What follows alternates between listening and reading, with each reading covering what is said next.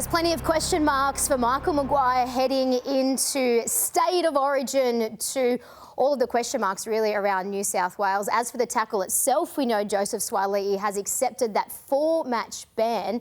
Nate Miles, actually, for that spray as he walked off, escaped with just a warning. Gal, I know you weren't happy with that. Oh, yeah, look, I thought that was ordinary. I mean, Nate is in a privileged position there, and as we know, Nate Miles was a great player. He gave as good as he got on the football field, but when you're in a position like he is there, you can't let emotion get the better of you, and he let emotion get the better of him. If you're going to let emotion get the better of you, you should be sitting behind the fence and then sitting in the crowd. And I think he's very, very lucky that he wasn't fined. He definitely should have been fined, in my opinion. I mean, imagine had he said that to a Spencer Lenya or a Liam Martin, who was one of the big boys walked off the field. I thought he saw an opportunity to have a go at a young bloke who would have been pretty intimidated by the situation, and he took it. And I thought it was pretty ordinary behaviour. And I'd like to think Nate, being the bloke he is, would really regret what he did. And I can't believe he wasn't fined, but anyway. Does that have anything to do with the history between Nothing at all. I saw Nate Miles before the game, shook his hand and said hello. I've got no issue with Nate whatsoever. Played footy with him post that situation, and I've said it before, I've said it publicly, I'm not proud of what happened here, but it happened, and we can't change it. Obviously, it changed the whole game from that point on, but absolutely nothing to do with what happened then. That was more than 10 years ago. I just think the position that he's in, should know better and has to know better, quite frankly. All righty, coming in now, it seems like this centre spot is Latrell Mitchell's to lose now. Gus, we know that Latrell's a big game player. It seems the bigger the occasion, the better he plays. Would you put him straight in? Well, how long since he's played centre? And people just... Look, Latrell's a very highly talented individual. There's no risk in the world about that. My question is, how long since he's played centre? How long since he's defended in the front line? And is that really a risk we want to take going into this game, given the quality of the outside backs in this Queensland side? We all live for these moments. Latrell can provide any number of these moments during a game, but there's another side of the game to where he doesn't contribute, all right? And that's what the Blues have got to make the decision, whether they want that flashy stuff and someone else is going to do all the other extra hard work, or whether or not Latrell's going to roll his sleeves up. It's too hard. I've been saying all along, it's too hard. The question is whether or not you should pick Latrell.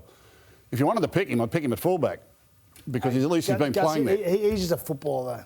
Yeah, he is a footballer, but and he will get the job done for New South Wales. I understand what you're saying about there's another side of him. There's a lazy side of Latrell. We all know that. And when he plays fullback, he can't be lazy. We're comparing him to Dylan Edwards and Tedesco type players. He's not that type of player. But in the centres, he doesn't have to have that extra energy. He doesn't have to run a hell of a lot of metres like he does at fullback. And I just think he's a risk that we need to take. We need to score points. We need someone with some X factor out there that can create something out of nothing. And that's why I had him in my side from the start. That's what he can do. I had to think about it today as to whether or not he's not the perfect bench player, because he can cover fullback, halves and centres either side of the field. I mean, that might be his position as an impact player coming into the game. I think it's a gamble to pick him to play 80 minutes. Is it not a gamble we need to take? Probably. In your most important battles, throw your last man in. We're one down in the series. We were pretty plain in the first game. I was really concerned going into game one, and I think everyone could feel that in the way I was talking about it. And I thought we were in a lot of trouble long before the send-off. I know it was only 7 minutes old, but they'd already scored a soft try down a short side. Hamiso had run into that hole that Suaalii had left when he came in and made his tackle and got it wrong. We only scored 2 tries, both of them off kicks. We never really created much in the game. The excuse will be, well, we were down to 12 men, but I had my doubts sort of before the game. The question now is, do you go and make wholesale changes to the team based on what we saw the other night, or do you take the excuse that we were down to 12 men, or do you lose whatever benefit you got out of the first camp?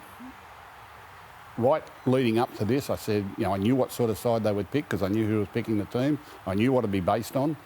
It was a test, and it probably failed the test in round 1. Whether or not they stick with it for round 2, I think it would be mass panic if they go making a heap of changes coming into this game. What about the most pivotal position, the halfback? I know New South Wales were unlikely to come back once Joseph Suaalii left the field, but did you see enough from Nicho Hynes in controlling that team and getting that team to where they needed to be to at least give themselves a shot at pulling off the miracle to warrant him getting another shot at the number 7 jersey?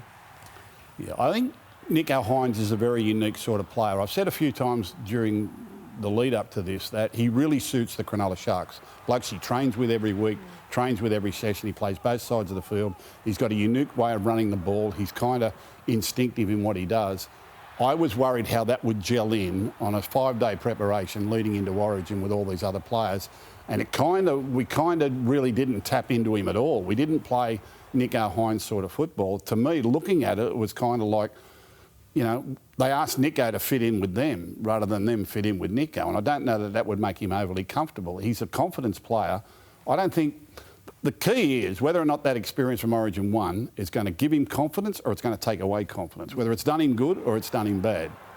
Now, for mine, if Mitchell Moses was available leading into Origin 1, they'd have picked Mitchell Moses. Mitchell Moses is now available. He's had 2 games, 2 solid games. I think if you're going to have a Nicho Hines in this side, I'm not saying he's not an Origin player or won't be, I think the coach really needs to accommodate Nicho and the way Nicho wants to play. It's kind of like we bring in a halfback and we want them to play like Nathan Cleary. Well, there's only one Nathan Cleary.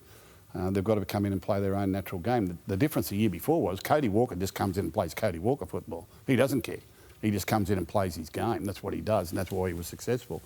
You know, we won that last game last year, 24-10, and they made 12 changes to that side. I think it's a different factor, though. There's not a lot of pressure on it. You know, I know it's an Origin game, and we all want to win them all, but the series was over. Yeah, probably. Tammy, are you hearing much around Mitchell Moses and whether it is now his to lose? I think Michael Maguire is still mulling over what he wants to do. I think that there are a few key philosophies that Michael Maguire went into that opening game of the series. And now that there's pressure on it, he has to show whether or not he's going to stick by those philosophies. Like, one of the foundations that he wanted were players that were going to be based on effort, that were going to keep competing for the entire 80 minutes. Now we're talking about throwing in Latrell Mitchell, who I said from before game 1 should be in there, but that goes against everything that Michael Maguire said leading into game 1. It's all good to walk around with a jersey in their hand and sort of trying to instill this pride and passion. But I think Michael Maguire, he went away from what he said leading into the series, that he wanted a fully fit team to train from the moment they arrived in the camp. Nicho Hines didn't train the first couple of days. He wasn't fit. Liam Martin was sitting out a little bit. And then also, he'd been talking all week about Hudson Young was to get their cover in centre. And the way they handled that period there, and the Stephen Crichton taking 20 minutes to come across and not bringing Hudson Young on for 55, 60 minutes. No, of course. But what I'm saying is, when the pressure is put on, you can have all these philosophies and all these theories that you want to abide by. They've got to be they're constantly going to change. You've got to understand. So does that all go out the window this game? Well, it doesn't all go out the window. No, he wants to live by that. But what happened in game 1, or probably a lot of it went out the window, he had to change. Yeah. If Nicho Hines wasn't going to get picked, we know he couldn't train the first couple of sessions. Yeah. Who else were they going to pick? No, no. There was no one else available. Mitchell Moses was out. Curie was in camp, but is Curie still up to it? He's just better retire this year. I don't know. I think he had no choice. I think he'd done the best he could with the situation he was given. Yeah, you see Nicho play for the Sharks every week. He really suits that side, doesn't he? Yeah. And everyone on both edges, whether it's Nakora, whether it's Wilton, whether it's Talcott, they know what he does. They know the lines he's going to run. And in Origin, I felt like he got left stranded a number of times. I'd love to see Nicho get picked again, because I think he would be better for it.